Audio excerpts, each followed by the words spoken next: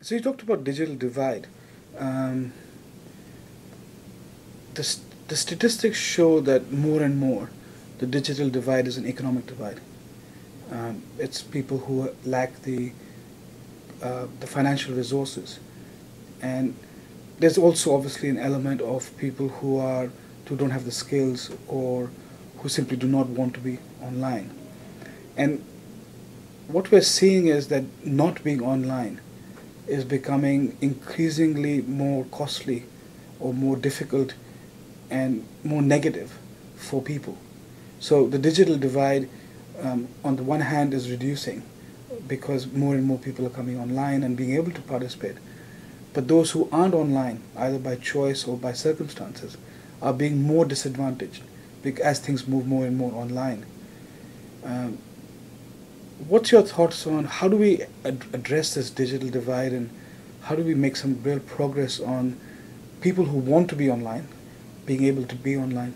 Well, I think you got the nub of it there, that it's an economic divide first and foremost. So the thing we've been working on in Parliament for the last 2 years is our priority is trying to get that income gap, that inequality gap on the political agenda, because that gap between the richest and the poorest Kiwis is growing, and we're seeing all sorts of social impacts from it. Yeah. And I think the digital divide is one of those symptoms of that growing income gap.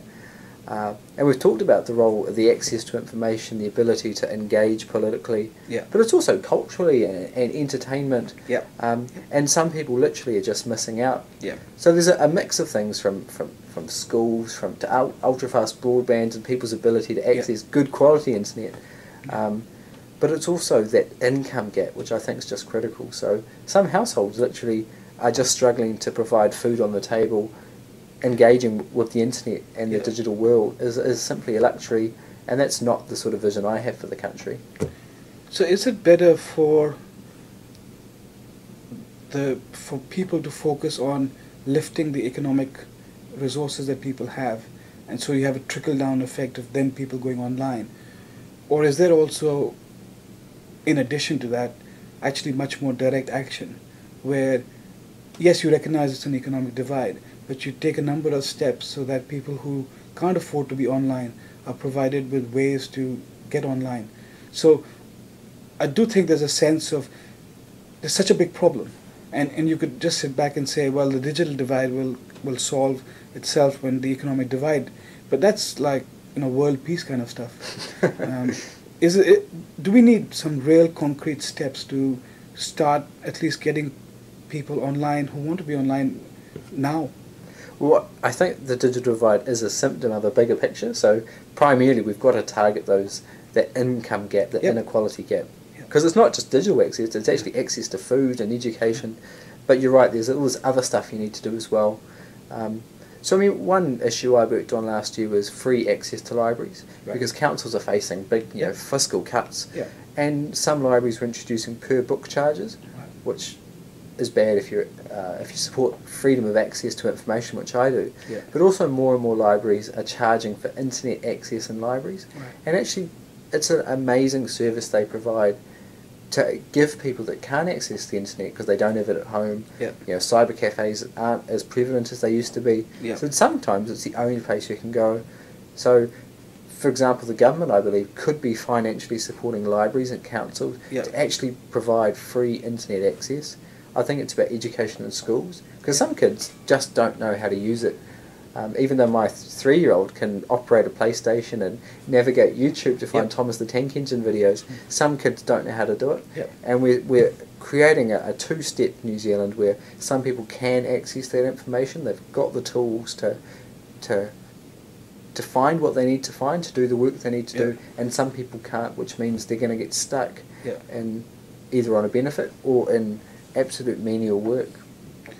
And so just bringing it back to copyright, because that has a bit of an implication here, and to me one of the big issues now is that we're talking about the great work that libraries do in providing internet access to people who otherwise wouldn't be able to get it, and they provide it free, and that's a wonderful service because it absolutely addresses that digital divide directly. And yet, on the other hand, when the copyright infringing file sharing bill went through, Universities, libraries were held out to still be the exceptions, where they don't get protection under the Act and are liable for the action of their users in the library. And to me that's a problem, because on the one hand we're saying libraries should be one of the ways by which we can address the digital divide, and yet we're penalizing the libraries at the same time for providing this free service to people and imposing on them additional costs and complexity of trying to comply with the bill. And yes, they absolutely should try to do everything they can to make sure that their systems aren't misused.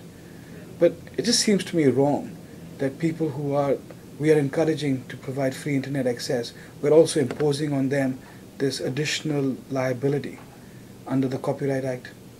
Yeah, I think that's a really good example where that balance hasn't been struck between the two competing goals.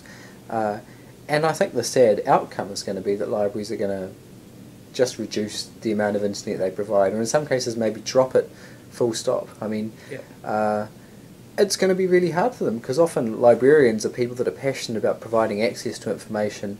They don't have the tools to be able to stop people, and we don't actually want our librarians to be constantly monitoring everything people are doing online. So that's another thing I want to try and introduce, one of these supplementary order papers to amend the legislation, because we've got the balance wrong in it. It's going to act as a disincentive, and frankly there's other ways we can stop people doing it without making libraries or universities responsible. Okay. And you mentioned also ultra-fast broadband, and fiber is again something that 2010 would, we can look back and say the first fiber was laid under the government's UFB initiative. And what's your view on fiber and the importance of that to New Zealand? Well, I think it's critically important, because the way we're going to develop economically, I think, really is this clean tech, high tech, not this low value commodity sort of system, which is essentially growing grass for tourists to look at or for cows to eat, which is our way we've made our way in the world historically. So it's critical, because frankly our broadband is crap in New Zealand. I've got a friend that lives rural Nelson. He just can't get online full stop. Even though Telecom said, hey mate, just dig a trench, we'll lay the cable, then we'll connect you. He did all that, then Telecom said, sorry, there's nothing to connect you to. We're full up in your region, you have to go on a waiting list. I can't believe that in 2010 people are still on a waiting list for internet. I think it's good that we're finally laying that cable, because I think we've talked about it a lot as a country, and now we're finally getting it in the ground, which is good. But there's still so many questions, how's the telecom split going to happen? Some regions are going to get it first, others not. Why did Telecom get most of the country? Are we maximising those sort of benefits for Kiwi businesses? What role is copper going to play in the transition to fibre? Because what I'd like to see is fibre throughout the country. It's the best way to have that uploads and those downloads, which is critical for telecommuting, for the way we should run our country. And I was actually talking to you about it, and it really struck me that the government hasn't sold a vision for it, and I think you're spot on, because it could transform this country. We hear these step change slogans all the time. This is one of those actual step changes, but they haven't sold this vision, what it could mean. So I'm our party's transport spokesperson, and I'm really concerned about the congestion on the roads, the greenhouse gas emissions, the oil. We're just so dependent on oil in New Zealand, which is going up. We need to be increasing telecommuting, because it's better for people, it's better for the planet, better for the economy. Yet there's not really much support for people to go telecommuting, be it from government departments providing leadership, encouraging it, be it to fibre being rolled out before 2010. So I think it's one of those things where we can actually totally transform the country for the good. Yeah, and it's also worth, I think, thinking about that while we focus on fibre, that's essentially an urban rollout. It may well be that the rural broadband, which is pathetic at the moment, might actually have more of an impact than the urban cities. Your example of the person in Nelson is probably a good one, because the definition of rural within the government scheme of broadband is just outside the main city. and many of them aren't rich farmers. They have shown that when broadband or internet access was available, they took it up rapidly. And then they came across issues on the farm, for example, where the electric fences would interfere with the dial-up modems and things. So I just wonder whether we underestimate sometimes by focusing on fiber in the cities, that it's the rural broadband and a significant step up there that will make a huge impact. I think it's a fair point. I mean, just to use my friend as an example again, he's now got a job in Auckland. Yep. He's going to work near Nelson and can do a consulting job. Right. His employer is now actually going to purchase a satellite internet connection for him. Yeah. Luckily, he's in demand, so his employer's going to pay for it for him. But there's probably heaps of people missing out on those work opportunities. But also, it could transform the way we farm. Yep. You know, we could be monitoring our water or our energy use or the fertilizers we're applying on a paddock more effectively using digital tools and connected online. So I think you're right. We do need to make sure that rural doesn't miss out. We can't again have a two-step system. Yeah, and that would just not work for anyone. So there's two more topics that I wanted to cover off. Both of them I think are related with the policies of the Greens Party. First one's around e-waste. We don't talk much about it, but I would imagine it's a growing problem. Massive. I mean, I think we disposed around 80,000 tonnes of electronic waste last year. Right.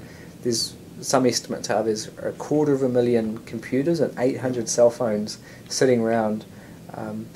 At the same time, we've an argument in New Zealand to mine some of our precious places to get the materials to provide this electronic future. That's not the way I want to go down. I think we should actually be mining the waste piles of electronic waste, recycling the really valuable materials inside it. So on both fronts we're missing out. We're not utilising this fantastic waste resource, and at the same time we're contributing to huge global problems, be it mining for resources, be it the people in the third world nations that are having to break down these products and often facing pretty serious health impacts as well. Again, we need a strategy to deal with it. I understand Edai is under some threat in the going forward, but I think the game changer would be introducing extended producer responsibility, which means if I sell you a phone or a computer, I'm responsible for getting rid of it down the line, and ultimately hopefully recycling it, which I think the consumer would benefit from, because they're not sitting around with all the computers in their household, they're not having to pay expensive landfilling charges. It's a big problem, and it's another example where we can have sort of sustainable, smart green economics benefiting people and the planet.